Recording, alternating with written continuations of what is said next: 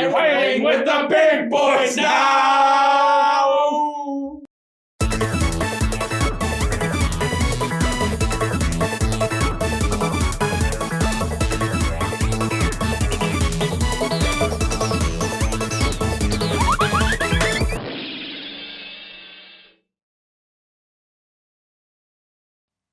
Greetings, and welcome to That Works, a DreamWorks podcast featuring a happily unemployed photographer barely getting by on DoorDash, a disgruntled ex-journalist writing Scott Pilgrim fan fiction, and a spineless, asthmatic, 26-year-old curmudgeon making a living sweeping movie theaters. So if you watched our first episode, you know this is a challenge we have done to watch through all the DreamWorks movies in chronological order. In our last episode, we talked about ants. We don't need to do that again, but this time we're talking about a movie all of us hold very, very dearly, I think, at least the ones who had seen it as kids, The Prince of Egypt. And it's no joke that a lot of people hold this one dear, mainly for the score and soundtrack, and we'll get into that. But real quick, a disclaimer for all these videos and podcasts we do. There are spoilers. Now, yes, these are 20-year-old kids' movies, at least at the start, but we want you to enjoy the magic of these movies in the purest form if you've not seen any of them. So without further ado, here is The Prince of Egypt. Based on the story out of Exodus, Moses is a prince of Egypt that has lived his life believing he's Egyptian. After discovering he's actually Hebrew, he exiles himself to the desert after killing a man. Moses stays with a group of nomads and marries Zipporah, living life as a shepherd. After being chosen as the deliverer of his people, Moses must return to Egypt to confront his brother Ramesses and free his people. The movie came out in 1998, same year as Ants, and it did actually win an Oscar for Best Original Song, When You Believe, which is sung, I believe, by Whitney Houston and Mariah Carey. Great song. All the songs are good. The score is great. Big voice cast, like we've mentioned in the last episode. That's the thing that DreamWorks tends to do. And that sets the basis for what most people call the best one. You start? Yeah. Okay. I can start. First thing I want to say is just what a beautiful movie this is.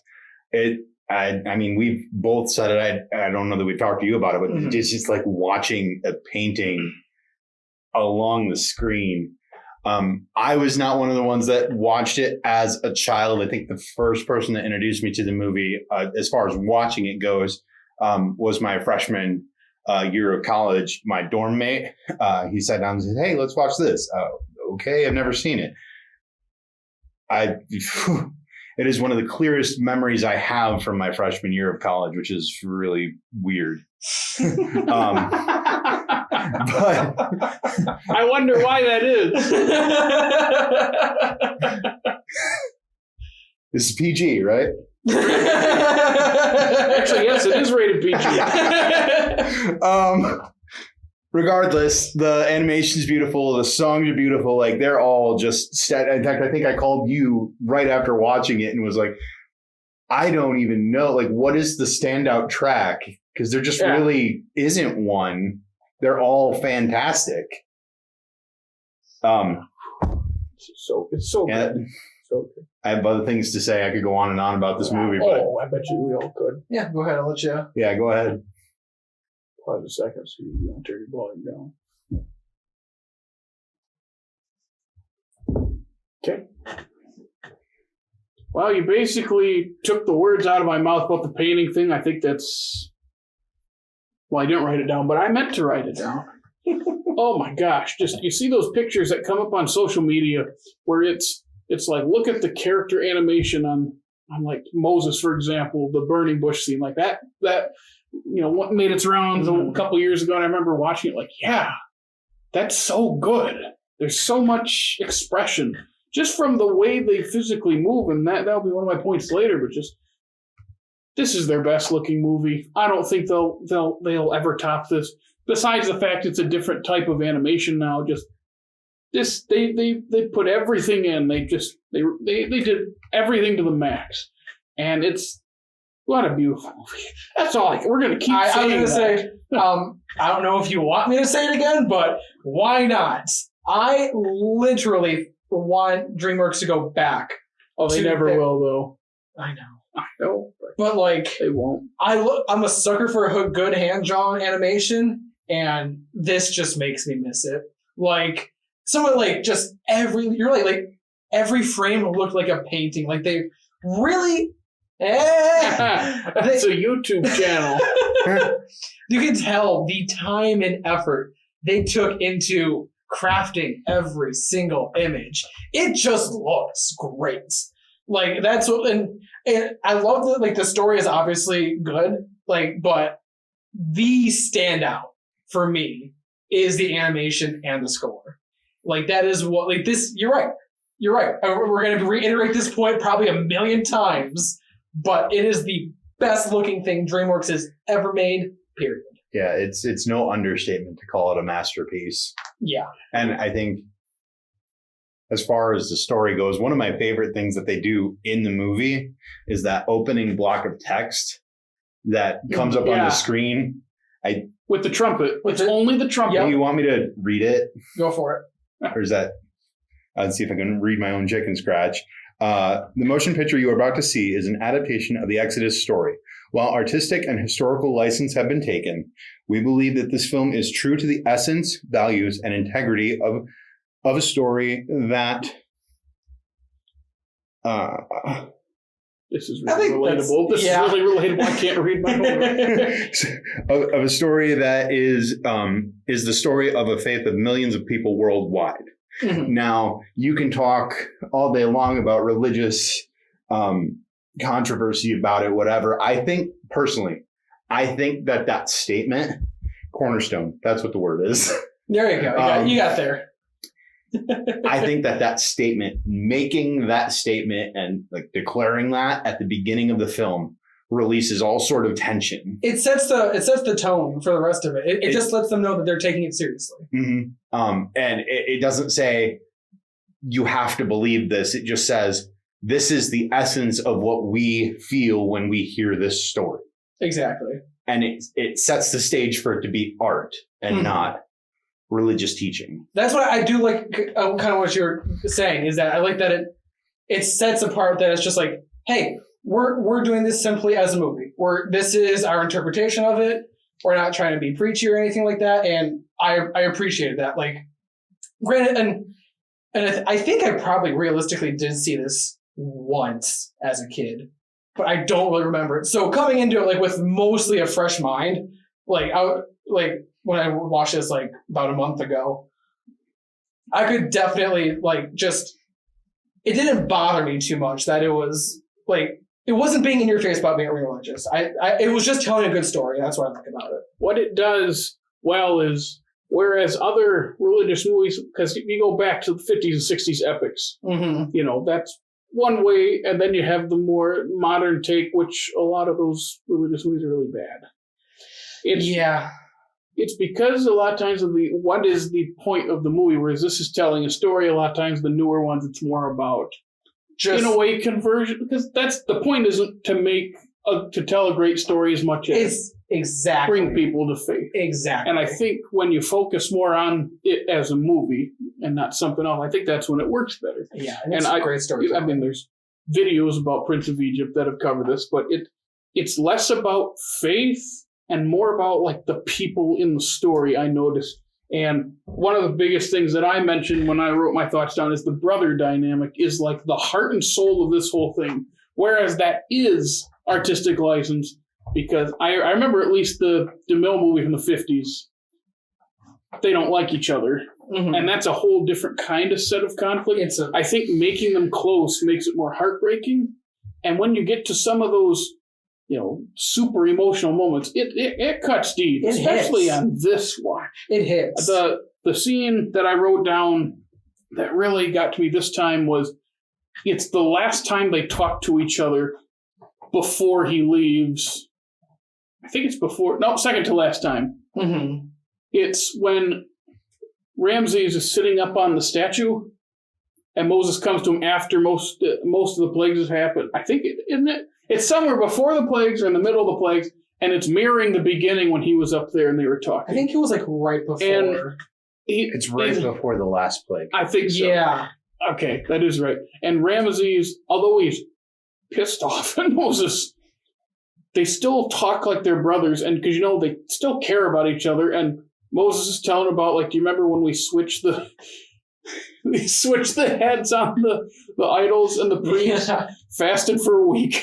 And it's a funny little moment, and it's in this like eye of the storm because like the worst possible plague is coming. And you can still see this relationship between them, this bond that even through all this is still there. And it hurts when the turn happens because he's doubling down. Because and chilling. that's the worst part, at least, like, because it is a common story. Like, a lot of people know the story, and playing on the fact that you know what's coming is what makes it even more impactful.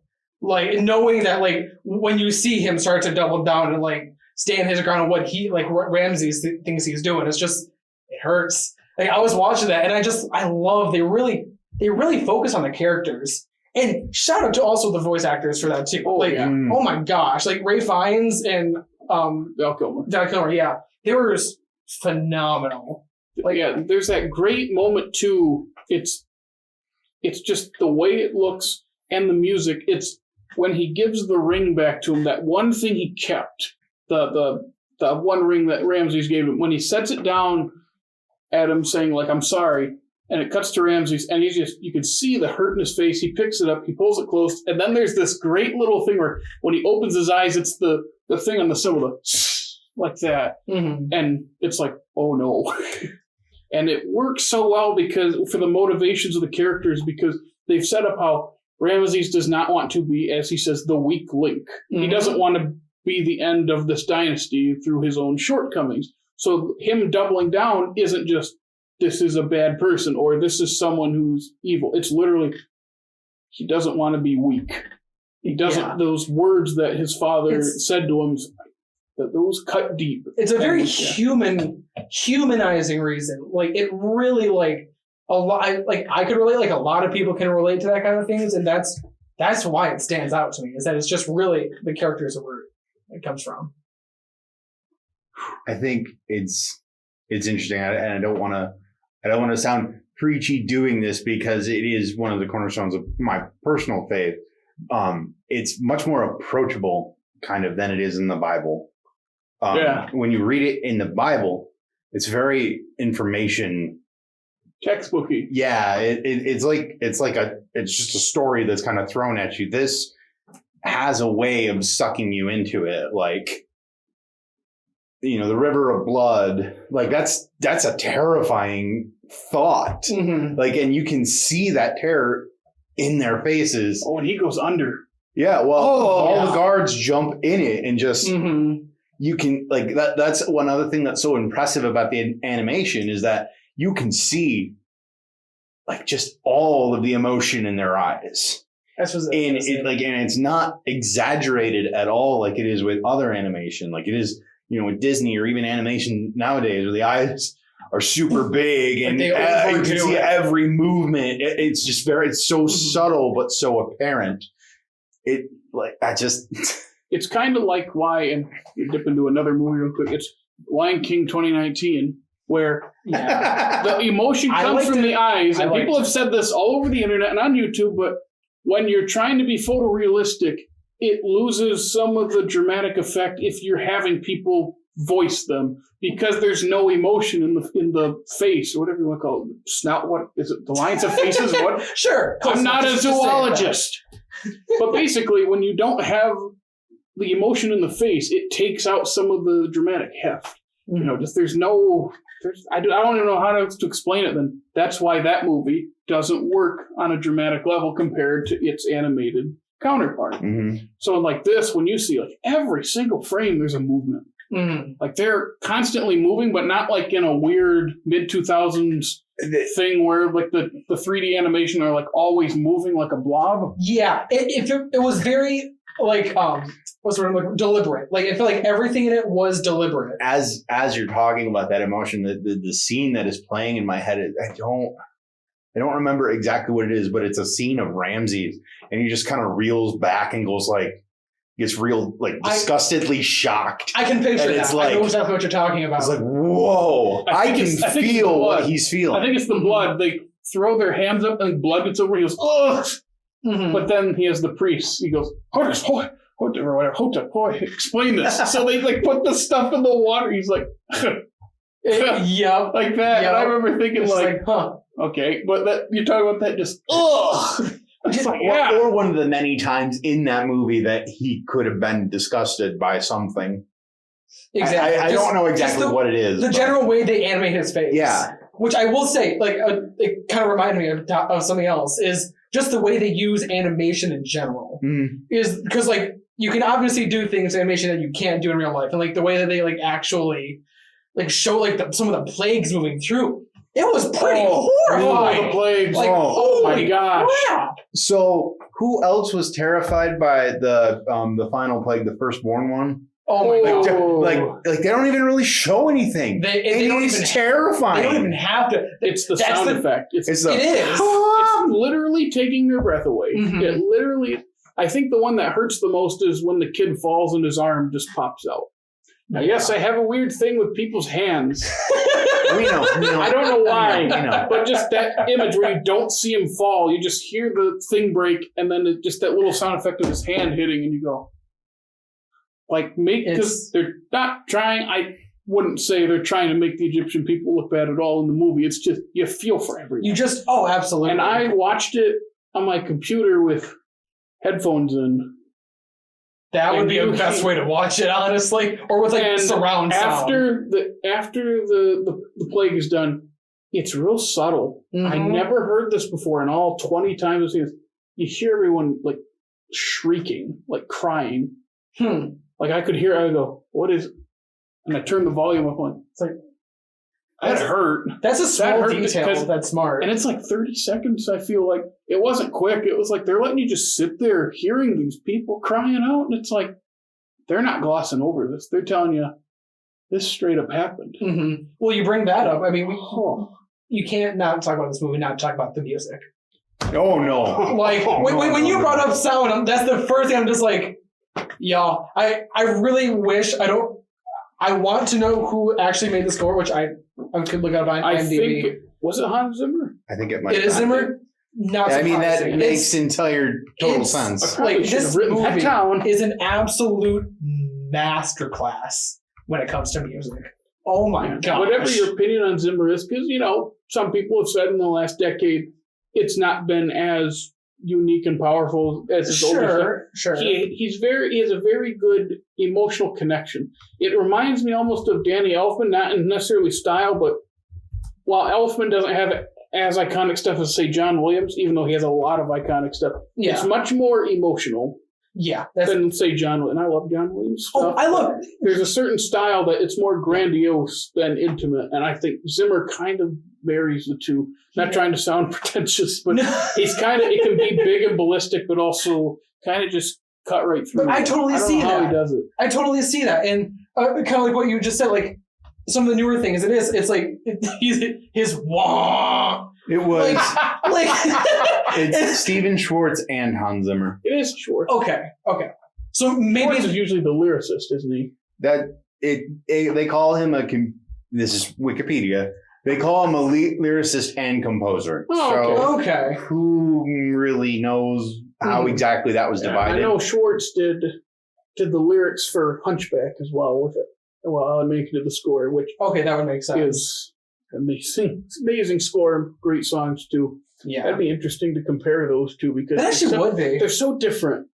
The types of movies they are and the kind of songs because this is the more accessible big songs, whereas Hunchback does have the big songs, but it just feels different. That's a completely different conversation. That's fair.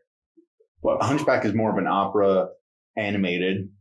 Yeah, more that feels more Broadway than this stuff. Yeah, this feels this is on Broadway now, I believe, or like some kind of off-Broadway production. Is it really? To see that. That could be interesting. I've seen a clip and they were just. I think it was like the end of Deliverance. It was a crowd of people in a circle, and I was like, Oh, wow. I think my brother was showing me it, and he's like, I want to see this. I'm like, I want to see that. That would be awesome to hear live. It's just I wonder because, like, I know sometimes music producers for movies will put on, like, live performances of their stuff. Oh, that'd be great. A live performance of this would be phenomenal. To actually hear that in person. I don't know if any of the singers could still sing like that 22 That years is later. fair. It would definitely not be the original singers. Well, one of them was Whitney Houston, who's passed away in the last, when was that, 2015, 2014? Was it that long ago? I feel like it's recent, but I don't think it's that recent. Whitney. But like Whitney's gone, and I wonder if there's anyone else who, like, because some of them don't sing for their character. Like Ray Fiennes does sing for Ramesses in The Plague, but I think Val Kilmer was someone else sung the part. Yeah, I mean, Val Kilmer is realistically, he probably doesn't have the best singing voice. Nothing against the man. He's a great actor. Unless he does sing well. I don't know. I'm not. Val Kilmer, if you're listening, I'm sorry. You could have a great listening voice. Oh my goodness. What? I didn't realize. Okay. This is completely besides the point. And going back to Ants, which we said we weren't going to do. Okay. I didn't realize that Danny Glover was in both of these. Yep. Wow. Danny Glover kickstarting DreamWorks. Legit. Shout out to him, honestly. I also didn't realize that Val Kilmer was also the voice of God. I think they did the thing, like, it's credited that way. I think they did a mixture of different voices, so it's not one person. Like, I think you can hear them, like, whispering underneath, but I think they... Really? I feel like it's been a long time since I've seen the DeMille 50s Ten Commandments, but I think Heston might have done the same thing with the voice, like voice the bush. They might have done a mixture. It's been a while. And I have to specify the 50s version because I believe DeMille did the silent version as well. He remade his own movie, I believe. I mean, that's the way to do it, isn't it? Oh, yeah. Exactly. I mean, Hitchcock did it. Yeah, why not? Michael Michelle Haneke, however you say his first name. I'm terrible at pronunciations. He remade Funny Games. That was like, 8 years after? Something like that. Like, directors remaking their own film. Oh, I'm here for it. Now, I wish I could pronounce that guy's first name. Is it Michael or is it Michelle? I don't know. Just because... I could probably just look that up on YouTube. Anyway, sorry. Go ahead, Jake. Just because there is nothing that is absolutely perfect, I will say that the one thing that threw me off about this movie, and it always has ever since I've watched it, ever since I saw it back in 2005. Yeah, it was a long time ago, wasn't it? That is. When he has his dream sequence and everything switches to like the hieroglyphic animation, I won't say it's bad because it's not, but it is such a shock and shift in style that when I watch it, I'm like, whoa, what? No, go back. I like it. I'm gonna say that's interesting that you say that because I actually enjoyed that switch in style. It creeps me out because of the music and how everything happens. And it might be because it creeps me out that I don't like it. That's valid, but that's what I liked about it because I'm just like, oh, this is different.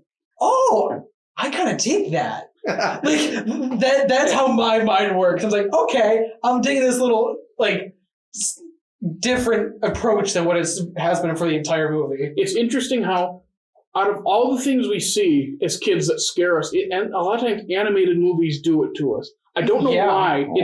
It's usually something scary in an animated movie or just something crazy in a live action. Like it's never just a normal live action thing, whereas animation cannot even try to be that creepy.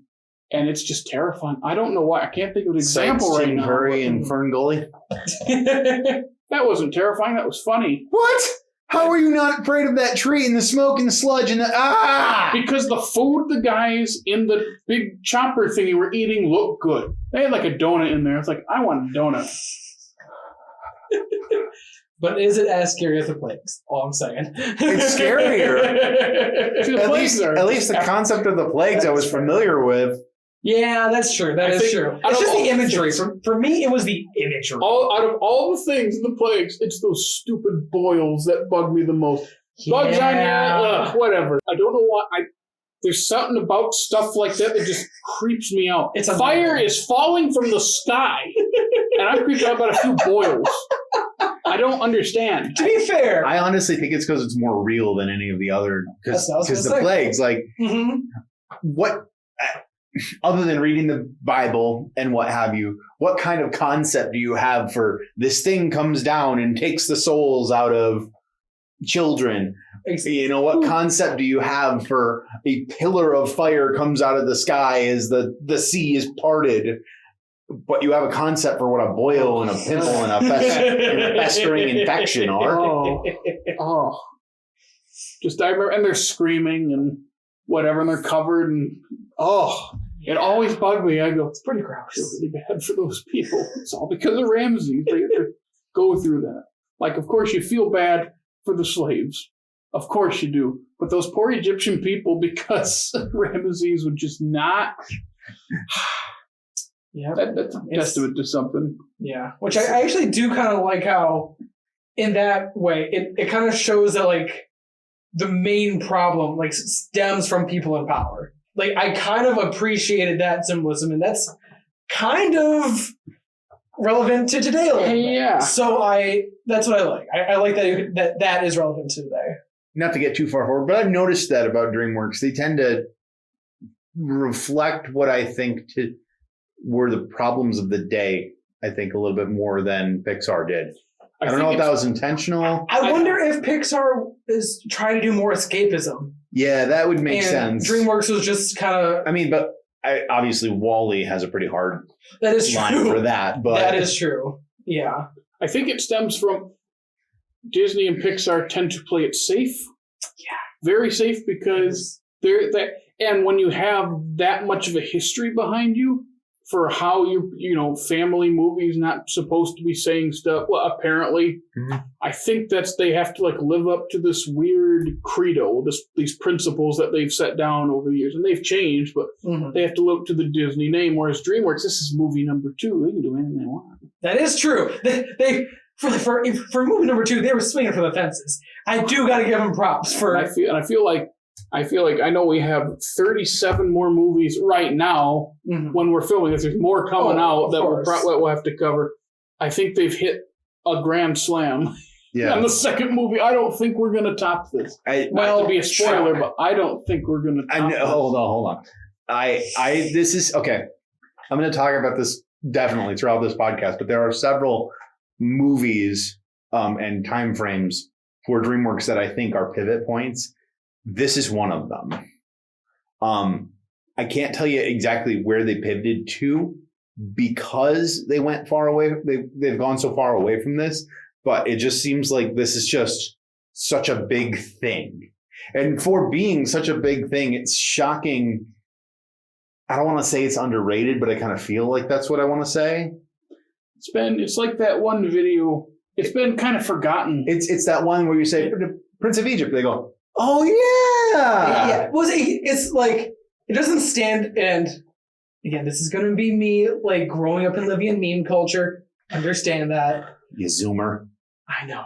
Anyway, but it is phenomenally drawn, as great the score was, as good as of a well-rounded movie this is. He's building up to something I'm going to hate. You're going to hate what I'm going to say. The door's over there. They can't see it. It's over there. Hot take coming in. Here we go. As well-crafted as a movie this is, it doesn't stand out. And get out. Hear me out. Hold on. He makes sense. He grew up in the Jimmy Neutron era. So did I. You are old, though. You're an old soul. How dare you? Respect your elders. You said... I'm almost a decade older than you. Then you should know better. Okay. Back to my thought. He grew up in the Jimmy Neutron era. Things that are computer animated are commonplace to him. Yes. I grew up in the Disney Renaissance. Well, and so that sticks out way more to me than, I still don't really even like computer animation a whole lot. Not as big either.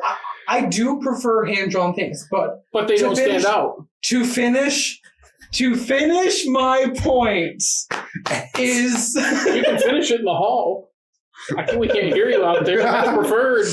It didn't make a societal impact like some of the other DreamWorks movies. No.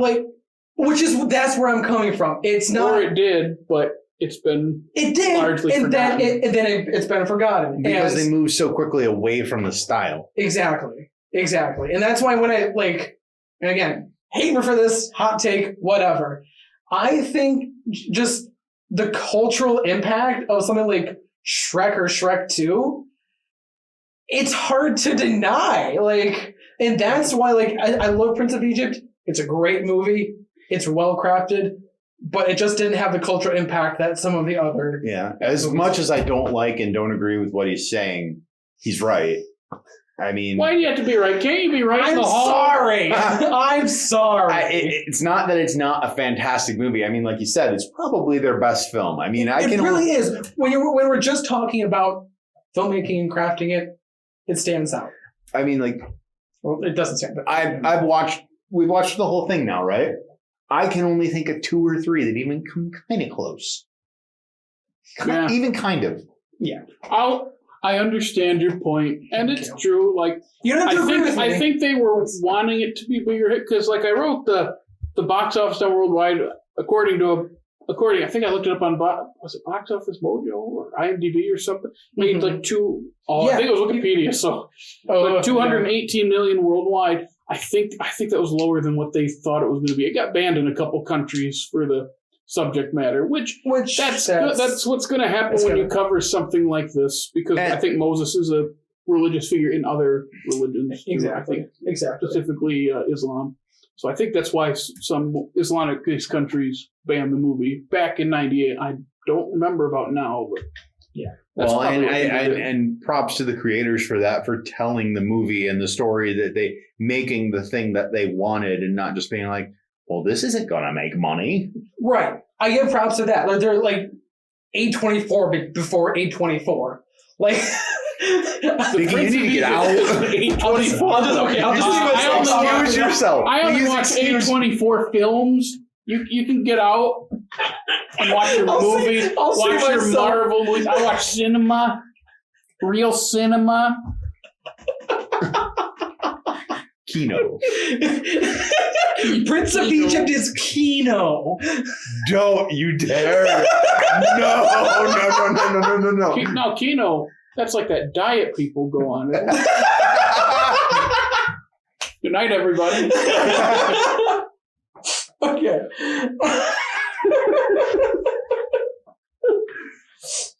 On that note, we should probably outro now. So Kino's when you don't eat bread while watching movies. Is that right? Exactly. Okay. Exactly.